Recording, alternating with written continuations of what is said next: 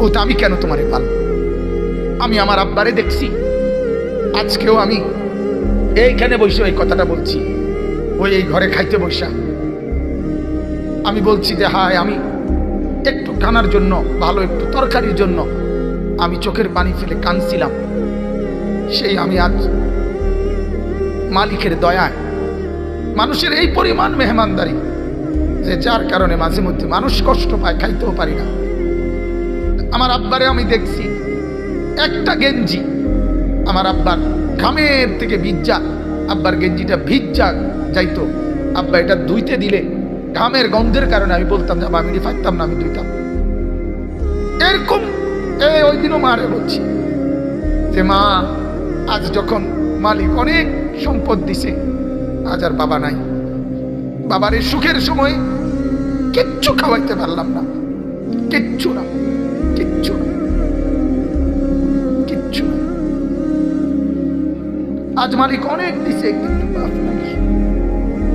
সেদিন আমার মাদ্রাসায় প্রায় 2 লক্ষ টাকা করে খরচ করে আমি বিশাল বড় মেহমানদারি করছিলাম।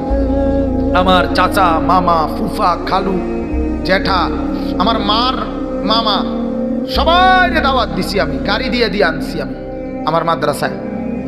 তখন আমি দোয়ার মধ্যে বলছিলাম যে আজ আপনারা সবাই আসলেন, কিন্তু আজ আমি আমার বাবা নাই। তাহলে আমার ভাই এক জিন্দেগির সবচেয়ে বড় পাওয়া, আমার আব্বারে দেখছি আমি। আমার আব্বা এটা কইতো, ফুদ আমি প্রয়োজনে আরো কষ্ট করুম, কিন্তু আমার সন্তানরা দুনিয়ার কোনো ফিকির লাগবে না। বাবার একটা কথা ছিল যে আমি চাই আমার 5টা ছেলে আলেম হবে, যেন আমার মরার পরে আমার কবরের চতুর্দিকে আমার ছেলেরাই দাঁড়াইতে পারে। কাজে এত্তুর যদি পাই আমার আর কিছু লাগবে না। তাইলে আমার বাপ, আমার ফিকির তো এটা থাকা চাই।